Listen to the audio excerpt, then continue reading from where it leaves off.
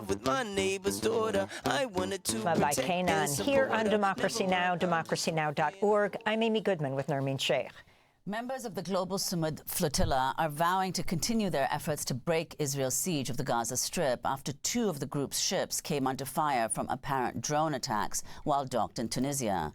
After initially downplaying the attacks, Tunisia's Interior Ministry said Wednesday they were, quote, premeditated acts, but did not name a suspect. Activists have directly implicated Israel. Passengers aboard the flotilla include the Swedish climate activist Greta Thunberg, who was detained by Israel in June when Israeli forces raided an earlier Gaza-bound flotilla. Genocide is being enabled and fueled by our governments, our institutions, our companies, our elected officials who are supposed to represent us. End your complicity. Another passenger on the flotilla is the late South African President Nelson Mandela's grandson, the South African MP Mandla Mandela. Coming all the way from South Africa to participate in this is really a joy to once again be able to set sail and go and break the blockade in Gaza and end the siege, which has been going on for the past 18 years. And we hope that it will be received as such because we are a peaceful people, we pose no threat, we are carrying humanitarian aid for our brothers and sisters in Gaza.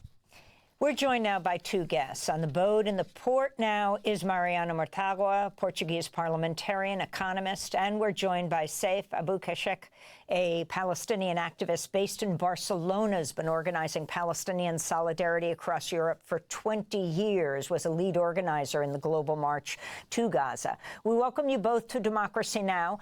Let's begin with the Portuguese parliamentarian who is joining us now. Mariana Mortágua, why are you on the boat? Explain what's happened with these two attacks and what you believe has happened.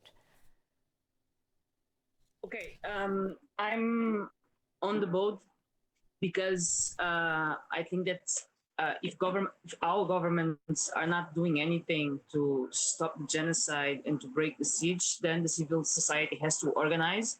And I feel that as a member of the parliament, it's my duty to do this. It's my duty to be here and to help in any way I can to bring attention to the situation in Gaza and the genocide and to break the siege. As we know, many flotillas before this one have been somehow attacked by Israeli forces, either through drone attacks before they left, or they were intercepted, or to bureaucratic sabotage. What we know is that in the two previous days, two of our boats have been attacked.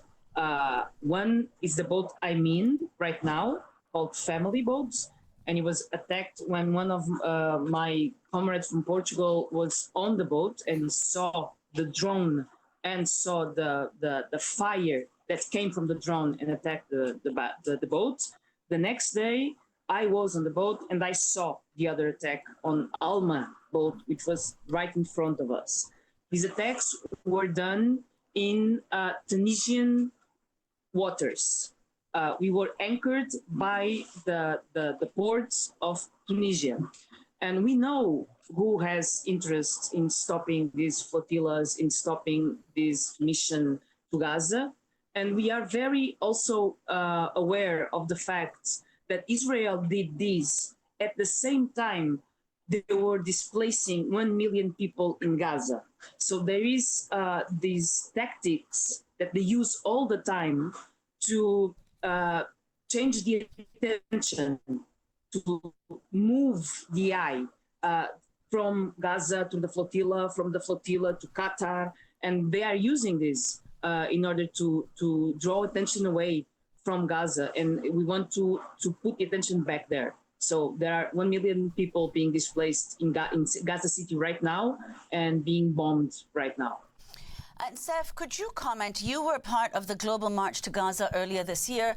Talk about the significance, the importance of these repeated attempts to break the Israeli siege on Gaza. Well, I mean, we see the complicity of so many governments in the genocide and the blockade around Gaza, and of course, the support for the Israeli occupation during the past 78 years. Without civil society moving to pressure those governments, we won't achieve any advancement for the people, for the citizens who are living there. We have seen how the Spanish government took a decision for an embargo, like military embargo, which will stop any kind of military treatments with Israel. This is the path to go forward, and this only happens through mobilization. In June, we have mobilized 3 movements through land by convoy from North Africa, through sea with Madeleine, and then through air with more than 4,000 people going from more than 80 countries to Egypt to try to pressure the complicit governments in their participation in genocide.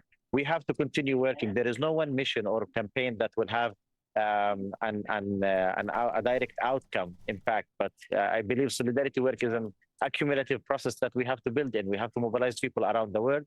We have to get pressure on governments, because that's the only way that Israel will listen and will stop their crimes. Those governments are enabling Israel to continue. Mariana Mortágua, you're a Portuguese parliamentarian. If you could talk about what effect you think these attempts, the flotillas, the global march, whether it's having an impact on people, on ordinary citizens in Portugal and, across Europe. Yeah, I think that's the main goal of the flotilla. Besides breaking the siege and opening a humanitarian corridor to Gaza, is to show people that Gaza is a real place. It's not an abstract location. Gaza exists, it's there. Real people are living there and are living under attack, despite the fact that our governments just pretend that nothing is happening and that Israel is not breaking international law every day in Palestine, but also attacking these humanitarian flotillas. So one of the consequences of these flotillas is trying to make our governments take a stand, trying to pressure the European Commission, the European institutions to take a stand. And it is unfortunate that we need to have European citizens and European parliamentarians in boats towards Gaza to make our governments say something about Israel. It is unfortunate that we need a Portuguese boat with a Portuguese flag being attacked with Portuguese citizens and parliamentarians on board by some, I wouldn't say that the drone has no flag, but we know who has interests in and who gains from these attacks. And it is unfortunate that we need these for the Portuguese government to say something about the genocide and to say something about Gaza. But if this is what it takes, then we'll continue with the flotilla to open the humanitarian corridor and to make sure that all governments in the world have to say something about the genocide. They have to recognize the genocide. Mariana Mortágua, we want to thank you very much for being with us. Portuguese parliamentarian on one of the boats, part of the flotilla that hopes to challenge Israel's siege on Gaza. And Saif Abukeshek, Palestinian activist based in Barcelona. Both are taking part in the global Sumud Floitlla. And as we wrap up today, here in New York, a moment of silence was observed at 8:46 a.m. this morning to mark 24 years since the September 11th attacks. That does it for our show. I'm Amy Goodman with Nermeen Sheikh. Thanks so much for joining us.